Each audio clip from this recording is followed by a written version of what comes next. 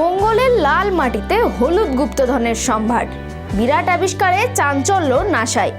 নমস্কার, দেখছেন খবর বাংলা, সঙ্গে রয়েছে আমি স্মৃতি। বিজ্ঞান ও প্রযুক্তির খবর নিয়ে বিজ্ঞানীদের দাবি, এই আবিষ্কার অনেকটা মরুভূমির মধ্যে জলের সন্ধান পাওয়ার মতো।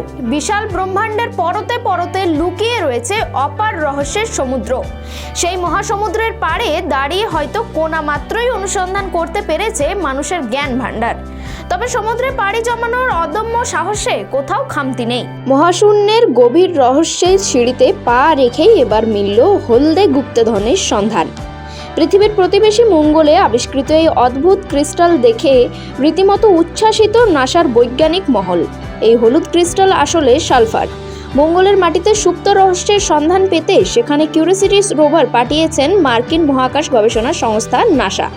লাল মাটিতে তল্লাশি চালিয়ে হলদে রঙের বিশুদ্ধ সালফারের খোঁজ পেল সেই যান। এই সালফারের খোঁজ পাওয়া বড়সড় চমক এই কারণেই যে জল ব্যতীত এই ধরনের ক্রিস্টাল তৈরি হওয়া কার্যত অসম্ভব। কিউরিওসিটি প্রজেক্টের বিজ্ঞানী অশ্বিনী বাসওয়াড়া বলেন, এমন কিছু যে পাওয়া যেতে পারে সে বিষয়ে বিন্দুমাত্র ধারণা ছিল না আমাদের। আমার মনে হয় মঙ্গলের মাটিতে এই অভিযানে এখনো পর্যন্ত সবচেয়ে বড় আবিষ্কার এই সালফার। প্রতিদিনের মতো গত 30শে মে মঙ্গলের মাটি থেকে একাধিক ছবি পাঠায় কিউরিওসিটি।